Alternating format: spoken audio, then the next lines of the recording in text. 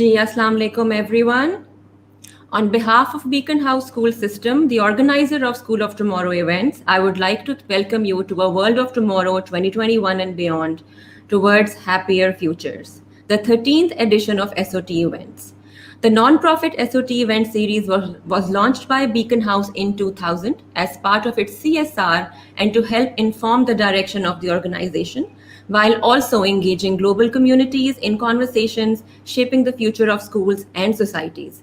It's a fully virtual event. My name is Kanwal Malik, and I'm Senior Manager Education Operations at Beacon House. It's my great pleasure to welcome you today to this live session at the 13th edition of SOT events. I would now like to introduce you to our workshop facilitator, Mr. Thom Markham. Considered one of the founding fathers of project-based learning, Mr. Thom Markham is an educator, positive psychologist, and global entrepreneur, dedicated to youth development and a positive future.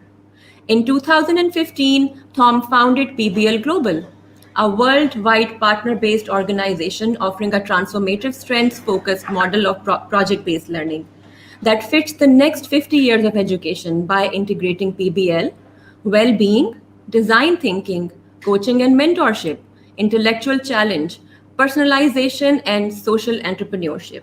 He has shared his expertise with over 6,000 teachers and 400 schools worldwide, including Beacon House, and now offers a breakthrough set of free online courses through the PBL Global School that can prepare educators in every country to be future ready. Before we begin, I would like to inform our viewers that you may ask questions at any time using the question comment function on the SOT website, and we'll address some of them at the end of the session. Without further delay, I would like to hand it over to Mr. Thom Markham, who will talk about some interesting ideas today. Over to you, Thom.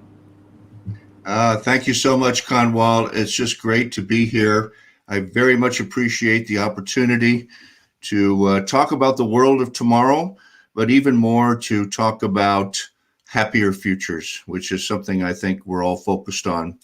So I want to just draw your attention here after welcoming you to how we're going to structure this presentation today and to the title of the presentation. I gave some thought to this. We've just come out of probably the most, I would call interesting is one way to describe it, the most interesting year in several generations. It's affected all of us, and it certainly has affected education. And it's affected education in a way that really has shifted the ecosystem, as I call it. By ecosystem, I mean we have now clearly entered the digital age in education.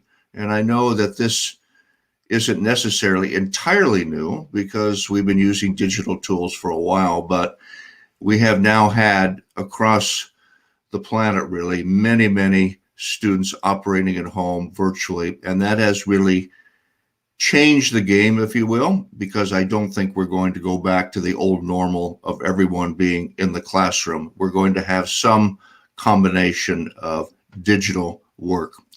And holding young people is really critical because I have found over the past year, talking to teachers and to students, that really we haven't done such a great job of what I call holding young people in a digital space. Now, where I am in the States, I think the pandemic and the virtual teaching and learning actually revealed quite a big gap in the system, particularly at the secondary level. And that gap is that teachers don't have as strong a relationship with young people and their students as they might have thought they had. And so when they went online, many of those students disappeared or didn't show up to their Zoom calls or didn't do their homework. And always it could be traced back to the fact that teachers had not really created that relationship with students that would draw them into the learning process when they were learning at home or in a virtual environment. And conversely, those teachers who did do that were really quite successful. They were very successful at having students do really high quality work. So holding young people, by that I mean establishing, as I'll talk a little bit about further along in the presentation, establishing a channel of trust and connection with students. Now, who are those students? That's really the big question.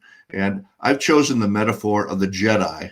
Now, this is an endorsement of Star Wars, or I'm not trying to take this metaphor of the Jedi too far, but this is going to require a new kind of student, and it's going to require certain qualities that we're going to have to emphasize as we move forward. Because this new world, the world of tomorrow, 2021 and beyond, is likely to be quite different than what we've experienced before. And as that world changes, our students are going to have to change, our teaching is going to have to change, and parent expectations are going to have to change. Now, this doesn't mean that we're going to throw out everything. We've made a lot of gains in education over the last 10 to 15 years, and we really have entered into what some people call the fourth industrial revolution. What kind of learner do we want today? We've certainly moved towards inquiry, towards deeper engagement, towards deeper learning. We now are much better at helping students practice the 4 C's, the skills of the workforce, collaboration, communication, and so forth. We use groups and teams much more than we used to, so we're teaching students how to collaborate. That's very helpful. And we've gotten better at having students grapple with authentic problems and to really be a little more immersed in their community. And all that needs to remain. Now, the last on that list at the left, their standards and exam ready, is still on our list. We'll have to see where that one goes as the world evolves, because there is a lot of discussion about how useful those standards are, how exams can be used, whether we use too many exams. And I have some thoughts about that. And I'll just give you a slight preview. I think that the standards are going to diminish in favor of some other ways to hold students accountable for the kind of work they do. So what's this look like? Let's take a look at what this Jedi concept looks like. I have in mind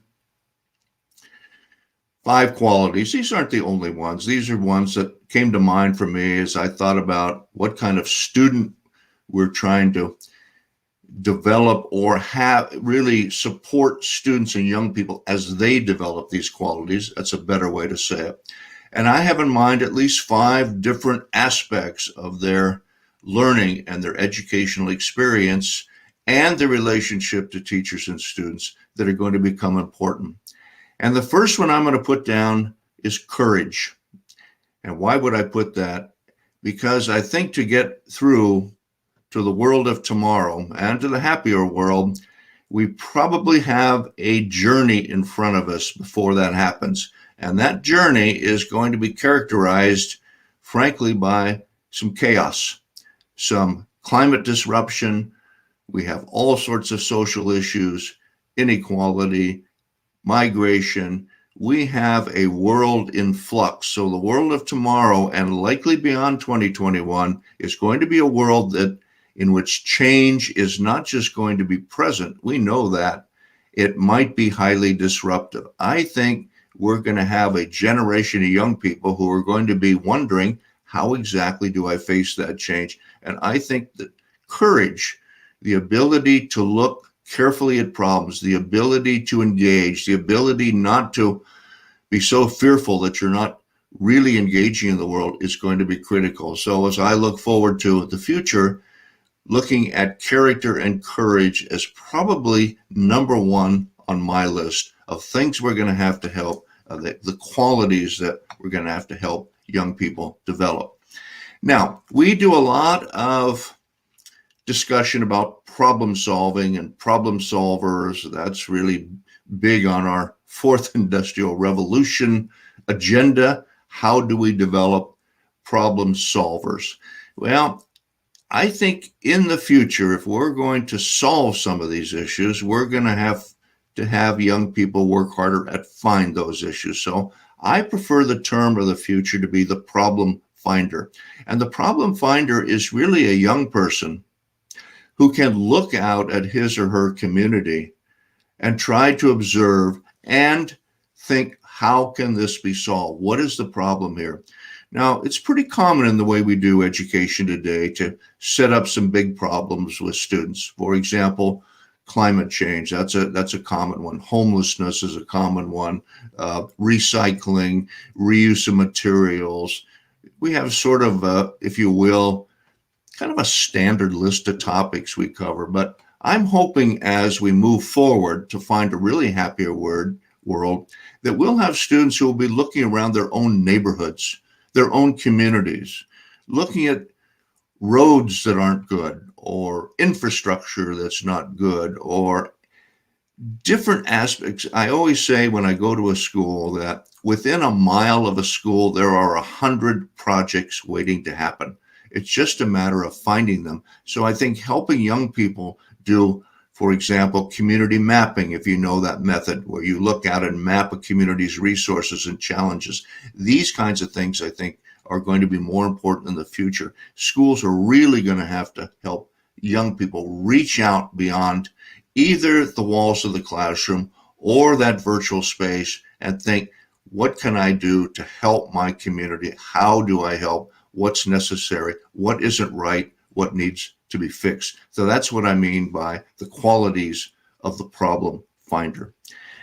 Now, this third one is very interesting. Research in social neuroscience is starting to show quite clearly that our brains are changing and reacting in response to living in a highly connected environment. I call this communal intelligence. We are on the way to some sort of mind sharing, if you will, in which we are collectively working together. So we're taking this beyond group work. It goes beyond just teams. That's part of it. And we do a good job in PBL of teaching that ordinarily, but I think really encouraging young people to reach out to adults in the community, adults across the globe. The virtual environment allows you to talk to anyone, anywhere. We certainly know that, and it's certainly been reinforced over the past year. I don't think in project-based learning that's been done in a virtual environment over the past year, we've done such a great job of that, but I think that's something that should be on our agenda. How are we going to help young people reach out to resources across the globe, to find experts, to find interested adults, to find support? How are they going to find peers who are doing similar work in a different country, for example? So the idea of communal intelligence to me is very much at the center of how we're creating the world tomorrow. It's going to take many minds working together to solve many of our issues. And the old notion of education as being an isolated experience, sort of the student in the ivory tower working alone at a desk, that's not going to work very well. And we do know that that can be reinforced in a virtual environment in which a young person is working home on a computer screen and may not be connecting to others. That's something that as teachers of tomorrow, we're going to have to think, how do we connect them and work hard to have them connect with each other, which of course brings up a whole set of considerations around privacy of students and who they should connect to. I understand all those issues, but the bottom line is they have to connect with one another and connect with adult society as resources, because there's a lot of knowledge that is held outside the classroom. As we all know, the teacher is no longer the repository or the holder of all information. Information is distributed these days, and students need to be able to go after that information. One of the big shifts I believe we're going to have to make, particularly if we do want to have a happier world, we're going to have to look for ways to reward service, contribution, kindness, empathy, the qualities in which we reach out to others in our society, to our friends, our peers, our family, our community, and really intentionally use those qualities to help our community. And then the question becomes, how do we intentionally teach that and help young people really find those qualities within themselves? And of course, one way is to begin to change our reward system from grades and test results and just university admissions to how do you display kindness? How do you display empathy? How do you display service? Those are things we can build into good project-based work. And I think that project-based work has a we have a great opportunity, and I'll discuss that in just a moment, to really help develop those kinds of qualities through project-based work. And I think they're critical. And very much related to that, and this is where I have questions about what the standards are going to be as we move forward. I'll sort of make a bold statement here. When we ask questions, which I really encourage you to do, Kanwal encourage you to keep your questions. I'd love to talk about this with you and see what you think. We have sustainable development goals. We have a sustainable development vision through the United Nations, the SDGs. Those sustainable development goals, to me, really are going to become the new curriculum. I say that because I think, given the chaos of modern life, given climate change, given some of the severe issues that we face, focusing on sustainable development goals is going to become inevitable. We have to start using those goals as really the organizing principle for school. And I know that sounds quite radical. Maybe that won't happen. If it does happen, it might take a long time. But I would certainly encourage you, if you're a PBL teacher and you're interested in projects and interested in promoting the welfare of the planet, if you will, finding that world of tomorrow, thinking about how you incorporate sustainable development goals into your projects and how you make them central to your projects. You don't have to do all the goals at one time, but just think about alerting students to how that project-based work fits into sustainable goals thinking. I think that's critical. A lot of students still don't know enough about the sustainable development goals. I think it's critical that they learn and that be an important organizing principle for them. So those are the 5 things that I see about the future of learners, of young people, of students, and the qualities that we can start to build into our virtual system, holding them in a way that allows them to develop the qualities that are going to be necessary for them to succeed, but also necessary for all of us to succeed. That's really the question. How do all of us succeed? And it's going to take each of us working together. So that's the Jedi of tomorrow. Now, that doesn't mean to get there we're going to really dispense with everything we've done before, as I said. So let's look at a minute how we're going to proceed. So I have some ideas on how we do this. And the first thing I would say is project-based learning works. It works well. I've been doing it for a long time. As Kanwal mentioned at the top of our broadcast, I've been to over 400 schools, probably worked with 6,000 teachers. I've seen many, many students working in projects. I've worked with them. And I am convinced that project-based learning is really the future. Now, not every educator would probably agree with me, but many more agree than used to. And there is a worldwide movement towards using project-based learning. And the project-based learning that we are encouraging or should encourage is really best practices-based project-based learning, not just projects. So for those of you who are familiar with project-based learning, you may know this list on this graphic quite well. Maybe it's very familiar to you. For those of you who are just entering into the project-based learning discussion, I'll just kind of quickly show you and talk a little bit about what these best practices are and why they're so critical, because they are well developed, they are accepted. It's the way top quality PBL teachers do top quality projects.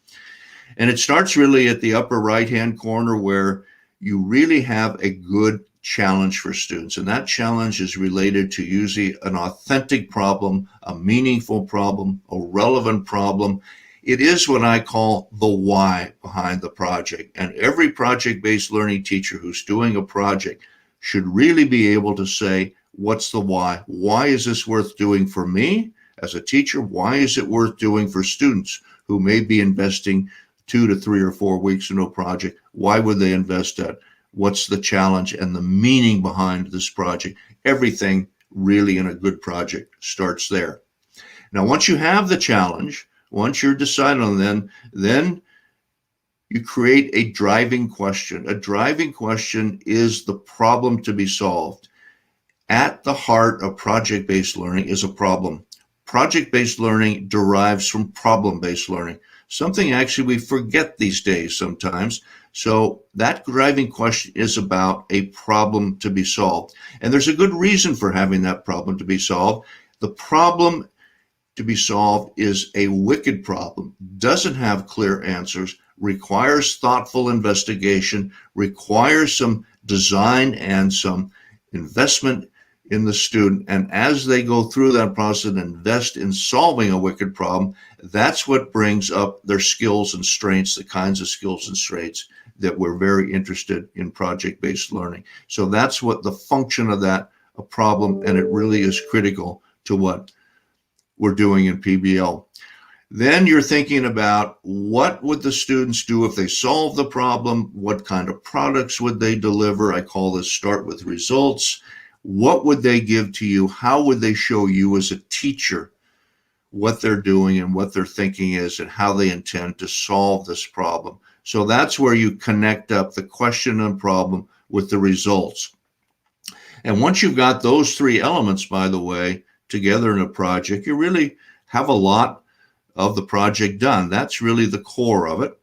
And then you move around this graphic, and the next step would be to build some sort of assessment system, because you want to know whether the products that have been created, how good they are, do they work, do they meet the criteria, do they solve the problem. And for those of you who are familiar, you will know we always use some sort of performance rubrics in project-based learning, because project-based learning is a performance-based enterprise. And so when students are creating a product at the end, it is something in which they might perform, they might deliver in person, they might deliver a virtual product, but it's always performance driven along with being content driven. But the heart of PBL, of a good project, is really a performance driven project. Begin with the end in mind is for you as the teacher. That's really how you intend to have this project roll out. What is your plan? This is where projects can fall down and become confusing. But what it means is at the beginning of the project, you are thinking about some basic questions. How much will students investigate on their own? How much will I teach them? Now, one of the misnomers and confusion around project-based learning is sometimes teachers don't think they actually teach during a project, but in fact, you can do a lot of teaching in a project. You can even do lectures. The point is you are trying to find that balance of students, but them working on their own, doing the investigation, doing the inquiry, and you providing the just-in-time information or the content or the background that enables them to go deeper into their investigation. That's what we mean by begin with the end in mind. Now, then students go to work. That's their part. And they design solutions, they solve problems, they're working on investigation, and they are doing that work. Now, how long that lasts in a project depends on the complexity of their tasks and the complexity of the challenge. Generally, it's going to be a week or two as they design and solve and begin to come up with products. This last part, end with mastery, that's not always put into best practices for PBL, but for me, it's a critical element. And that is because it is so important that students end up projects feeling a sense of, number one, accomplishment, number two, having done good quality work. This is where you get lifelong learning. This is where you get a sense of satisfaction. This is where you get students saying, oh, I enjoyed that process. It is my belief that students enjoy doing good work. They enjoy being challenged. They enjoy pushing themselves and coming up with a product or result that they can be proud of. That's what I mean by end with mastery. Now, all of these elements in this graphic have sub-elements behind them. I'm not going to talk about those today, but there's a deep set of practices behind this whole process. And if you want to become familiar with PBL, you can get into these practices. I will say something right at the end. I offer free online courses that you can take, 3 free online courses. I'll give you a link to that at the end of our presentation today. Many folks from Pakistan, India, parts of the Middle East are enrolled in these courses. It can give you all the basic elements of PBL. So that's best practices.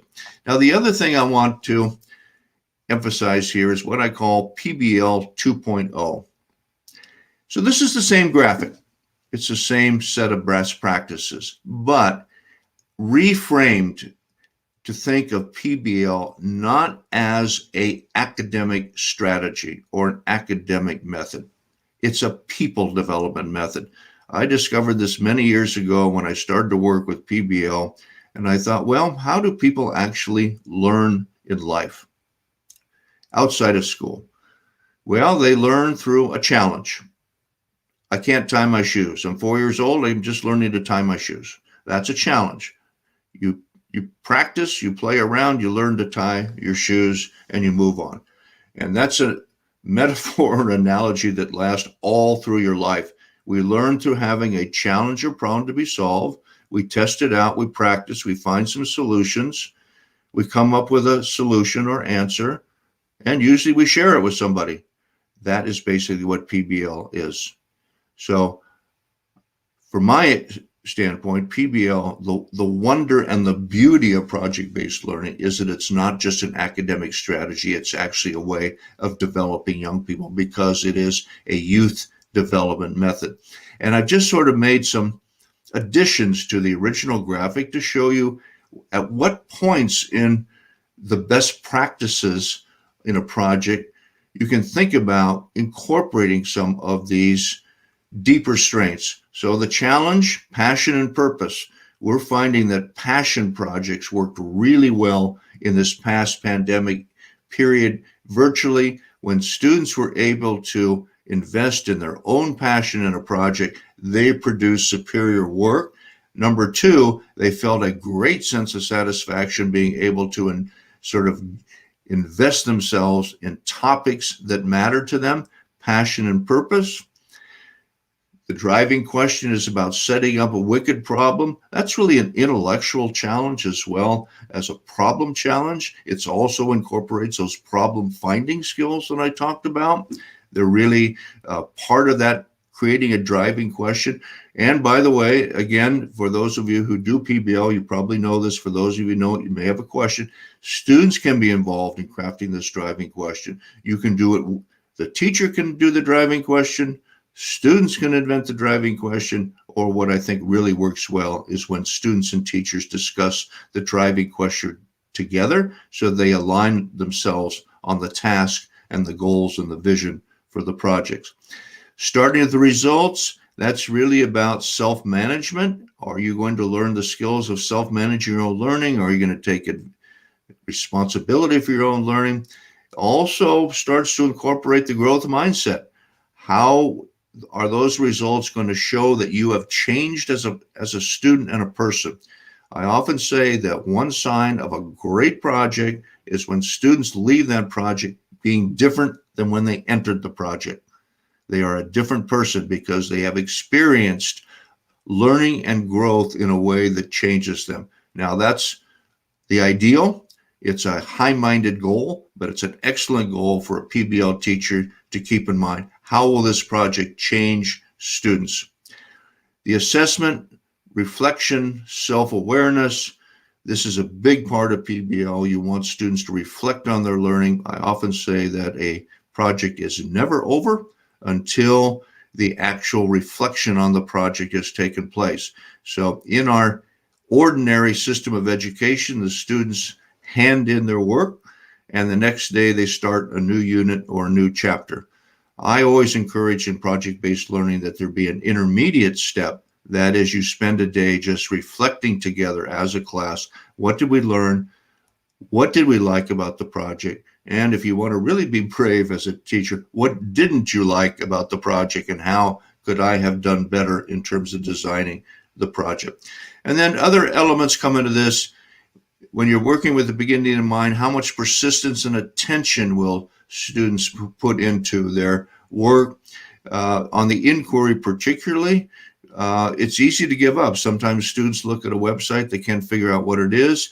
How persistent are they? How much attention do they bring to the task? Persistence is a big one these days because our sort of media-driven society does not encourage persistence so much as sort of very quick attention and on to something else. So as educators, we're to some extent sort of fighting the tide here, but teaching students to be persistent as they go deep, that can be all part of this PBL process.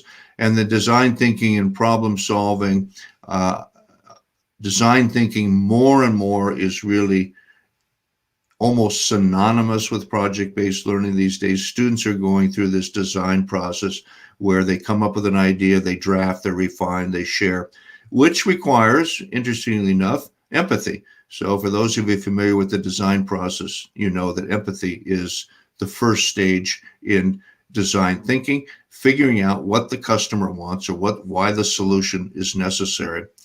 And then more and more, I also think we're going to moving as we become a more global world, and this is certainly part of becoming the virtual Jedi. A student is a global person these days, which requires not just what I would call cultural acceptance, or sometimes we just call it sort of being culturally responsive. I prefer this term, which I came across several years ago, cultural humility, and that is understanding that every culture has something to offer.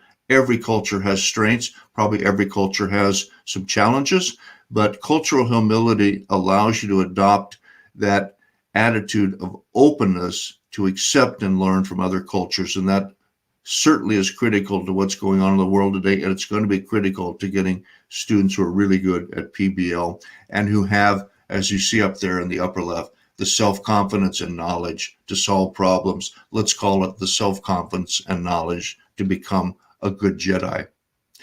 Now, some other thoughts here. We have a lot of different variations these days of PBL. The design thinking I mentioned. We have problem-based learning, place-based learning, interest-based learning, challenge-based learning, all sorts of learnings, this and that. If you're going forward as a PBL teacher, frankly, I would urge you to ignore all those categories and just think about PBL as being a method to challenge young people with interesting, provocative, and meaningful questions, problems for them to solve, which they can then share their solutions with others. Again, as I said earlier, that's the simple description of PBL.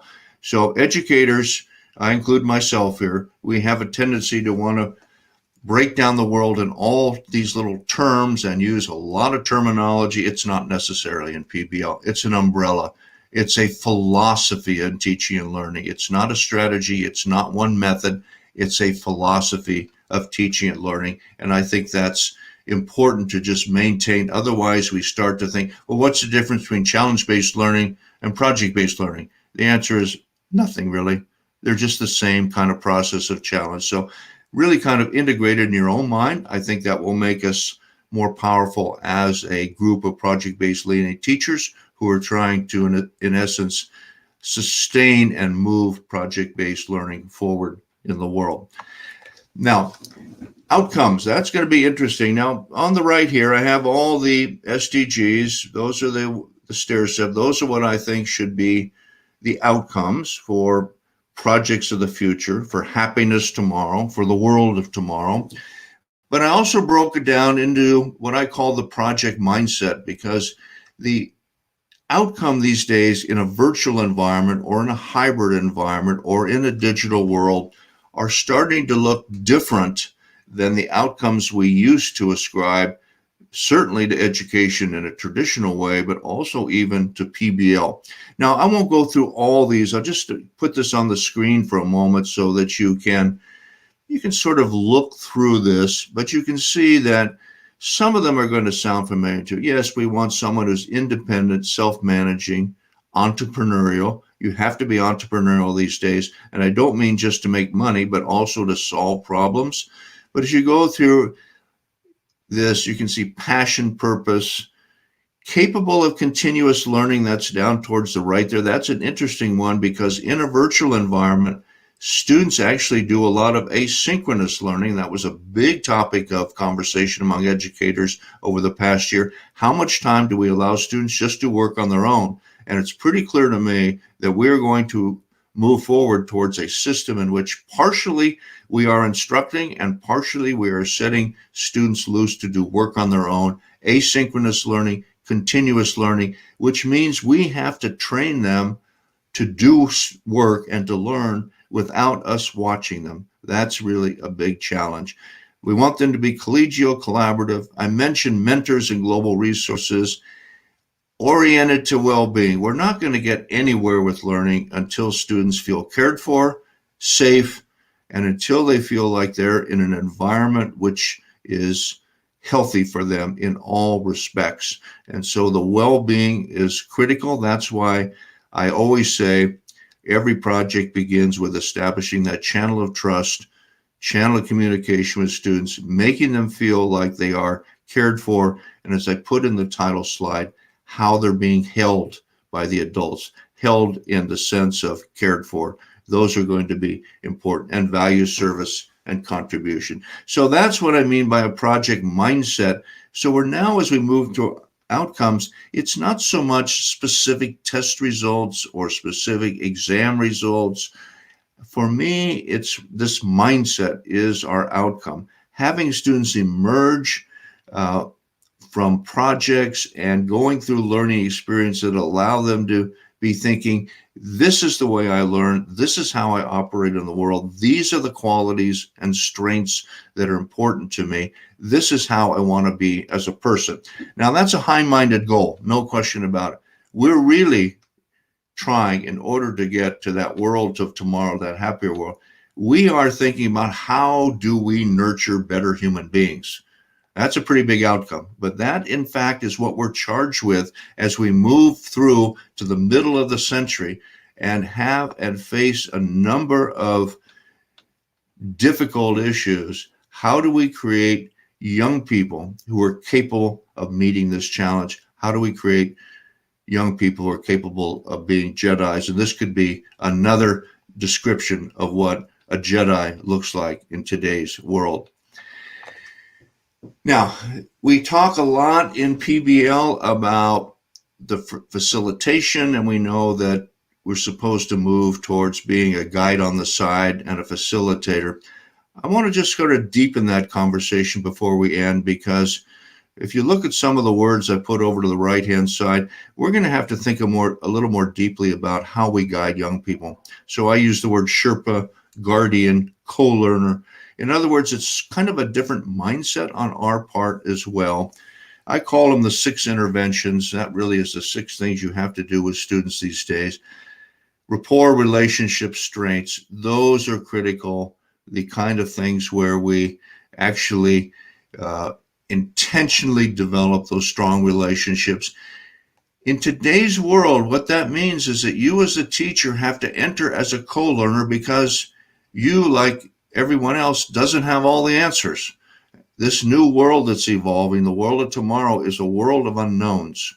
A world of unknowns means the teacher and the student are both engaging as with beginning mind to some extent. Now, you're still the teacher, but you are going to have to model being a co-learner, meaning what don't you know, what are you going to share? That's going to be important.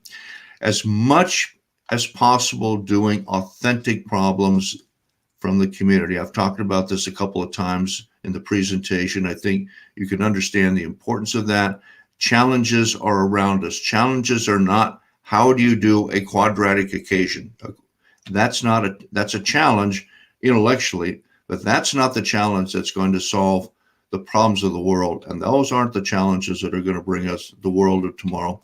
The deep collaboration, obviously quite critical. I talked about communal intelligence. That could be another phrase that we could use there.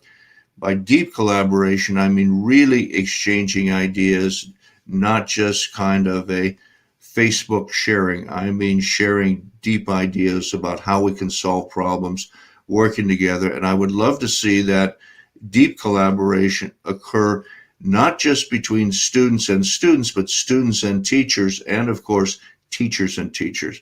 So one of the gaps in our current system usually is teachers do not have enough opportunity to actually collaborate. So that's going to become critical, because this communal intelligence extends to teachers as well, learning from one another, learning about project-based work. And in terms of project-based work, PBL, collaboration among teachers, is almost a necessity. I mentioned the design thinking. Won't spend too much time on that, but design thinking is very much becoming a part of PBL. And I would encourage all of you as PBL teachers to become conversant and educated about design thinking. It's pretty straightforward. And particularly looking at the early stages of design thinking, what does it mean to have empathy? Because if we want our young people to be problem solvers, they have to first begin with empathy. And as they look around their community, be thinking, they must almost be feeling the problem.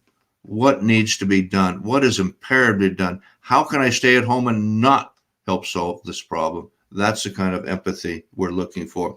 The facilitation and teaching is always an interesting problem or challenge in PBL, but I'll say again, you facilitate and you teach in a project. You have the adult role. You are the mentor. You are the leader. You are the role model. And so sometimes you do that through facilitating and working very closely side by side with students, and other times you actually are working as more of a traditional teacher, imparting information, even while students may be listening passively.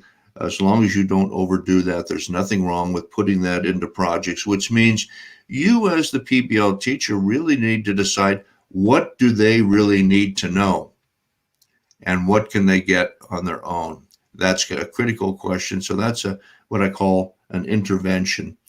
Finally, in PBL, the public product is considered essential. You always end a project with some product that is publicly shared.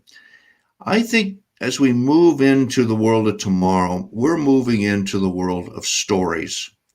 What's the story of my community? What stories am I sharing so that I can get feedback, so they can know what's happening? So encouraging students to become storytellers, I think, is on the horizon.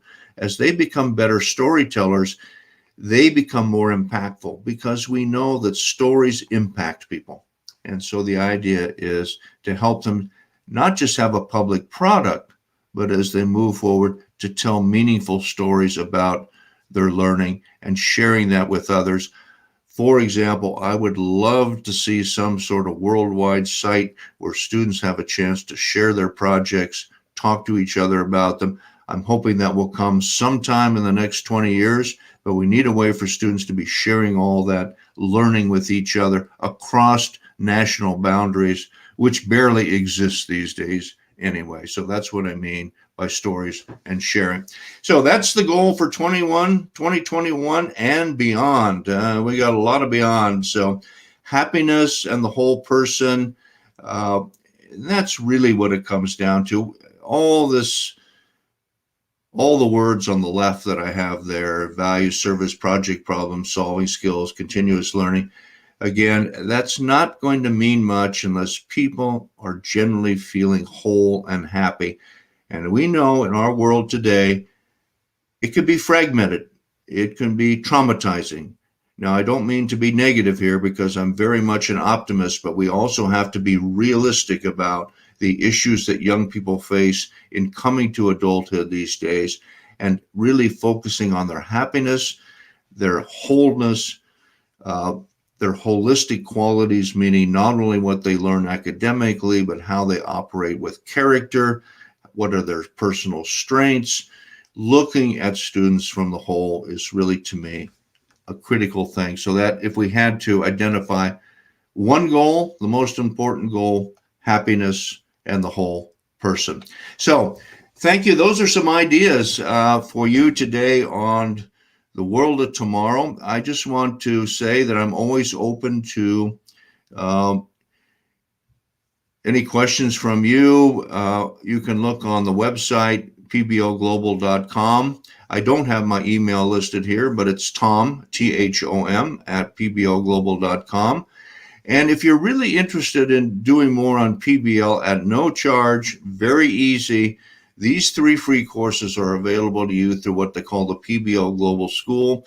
You're welcome to enroll, no charge to you. You can go through at your own pace. There's no assessment. You can do it on your phone. It's a mobile course as well as a computer-based course. And it's designed as a series of learning experiences. I really call it a playlist. So you don't even have to go through the course one module at a time. You can drop in, drop out. And again, think about it just like the music you may have on your phone. You can like play the tune that interests you for that day. So there's lots of different choices there. I think there's about 40 different experiences among the 3 courses. So that's what I have. So thank you very much. I really appreciate it. It was great. And Kanwal, can we answer some questions?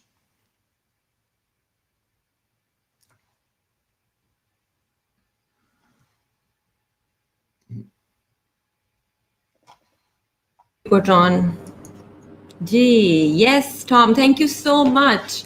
So being a PBL facilitator myself, I could really relate to some of the key ideas that you talked about. But before I say a bit more, there are quite a lot of questions that we have, and I can see that a lot of teachers were watching us.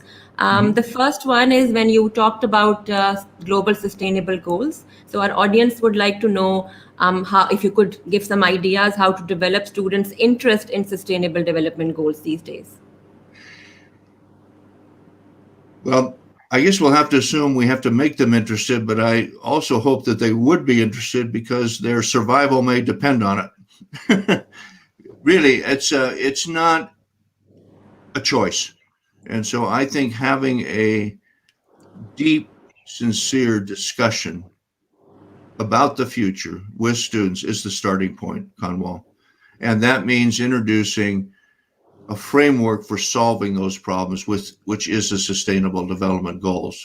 And so to me, it's being willing to have an open conversation about what the future might bring. The students can sense, they know things are not quite right in the adult world.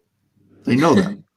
And so, and that's why I really put courage at the beginning there, Kanwal, because it almost requires courage on the part of the teacher or instructor to bring these up and to really enter into as this co-learner or guide or some of the Sherpa. I don't know. I love that term. I'm not sure I totally understand what Sherpas do. I kind of get it, but the idea of being a very skilled guide, a very skilled guide is really what I mean by that. And so that begins with having that conversation with students. From there, it's a matter of knowing the Sustainable Development Goals well enough, Kanwal, so that you can turn them into a project, which means you have to translate that into a local or community context for a project. Indeed, of course, when you connect it with the local context, of course, they can relate with it a lot better. And you're right, our students are very smart. They understand the needs of this world, and they're quite aware of the problems that we face in these days. Now, the next question, there are a series of questions, and they really want to know the hybrid model, the current hybrid model, where there is a combination of synchronous, asynchronous, online and offline work. And just if you could share what is your advice for educators who are trying to run PBL projects in a hybrid world? Yes, that's a good question. Thank you. I think 2 major learnings or lessons came out of the past year when it comes to hybrid work, and particularly with hybrid project-based learning. The first is that unless you have the relationship established with your students, that channel of care and trust that I talked about, nothing else is going to happen and students are going to disappear on you. And so the schools that had a very good track record in the classroom of establishing good relationships were virtually able to seamlessly transition to hybrid work. And I would say the second is just having teacher design projects around standard curriculum is not enough of an engagement tool when you're in a hybrid environment. It is one thing to be a young person in a class with a teacher there watching you and your brain goes into work mode.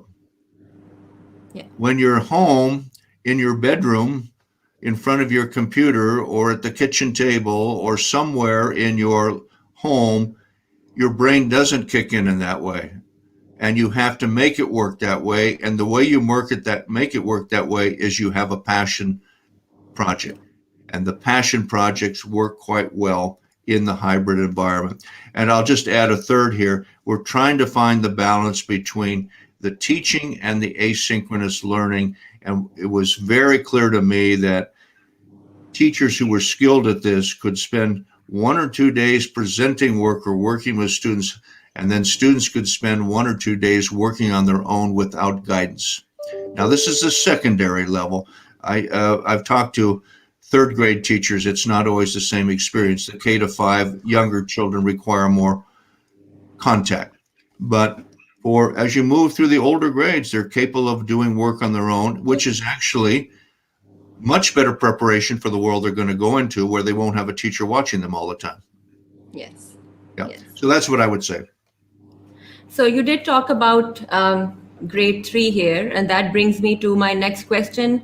Our audience want to know, I think mainly our early years educators, that what is the plan or how practical is PBL in early years environment? I'm sorry, say it again. How effective is it in? So how effective and practical is the idea of PBL in an early years environment where students are really young, they're in nursery, pre-nursery, and they need a lot of support from their teachers? You know, PBL, if I understand the question fully, Kanwal, PBL is extremely effective when it's done well. But when it's not done well, it's not effective. Of course, when instruction in general is not done well, it's not effective. But PBL really suffers from that. So if you're just doing kind of what I call projects, in which you are just having the students get up out of their chairs in the classroom and do something, investigations, or that's not PBL. Those are projects. PBL follows that set of best practices that I showed in the presentation, which yourself requires skill and practice and some training. That's why I really recommend taking these free online courses if you want to become more skilled. At least gives you, what those courses do is give you fundamental knowledge of PBL, which is where you start. That fundamental knowledge is important, but it is so. I'll say it's partly knowing the best practices and applying them to PBL and understanding the difference between project-based learning and projects. That's a key thing. And if you understand that distinction and follow best practices as best you can, you're going to get very good results with students, both in content, engagement, and performance. So PBL can be extremely effective. I would say also it requires a certain attitude on the part of the instructor. And I've often said that you can determine who's going to be a good PBL teacher by giving them a personality test. And the personality test is one in which you have to be open to your students, open to problem solving, open to divergent solutions, open to just, let's call the joy and play of learning as you try to solve something.